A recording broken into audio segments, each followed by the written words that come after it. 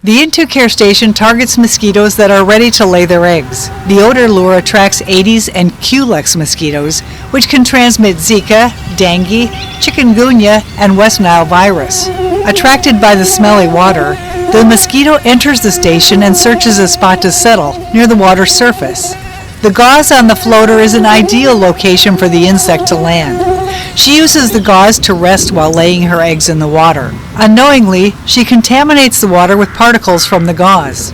These particles were transferred to her skin when making contact with her legs and body.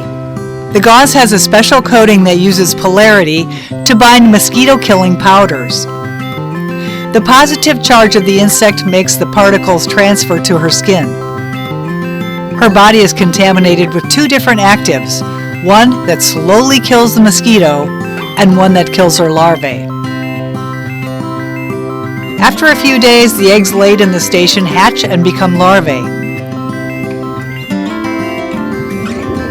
These larvae produce a smell that will attract more mosquitoes to lay eggs in the station, thereby enhancing its effectiveness.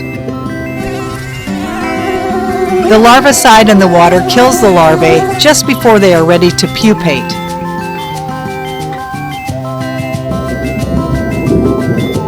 The dead pupae sink to the bottom and are eaten by younger larvae. If the station contains many mosquito larvae, then this shows that it is working well. Fortunately, none of these larvae will ever become adult-biting mosquitoes. They will all be killed by the larvicide. After laying a batch of eggs, the now contaminated mosquito flies out of the station.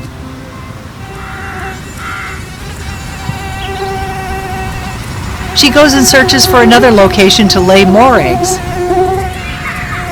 Rainwater in an old tire provides a nice spot to breed. When she contacts the water, the larvicide on her legs dissolves and contaminates the breeding site.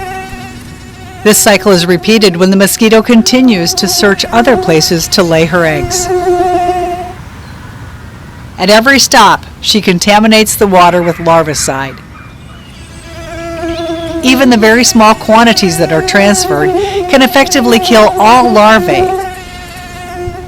In this way, she kills her own offspring, as well as offspring from other mosquitoes that use the same breeding site. With this technique, we control mosquito breeding in and around the station, even in sites that may be small and hard to find by pest control personnel. One station effectively covers an area of 400 square meters, which is 4,300 square feet.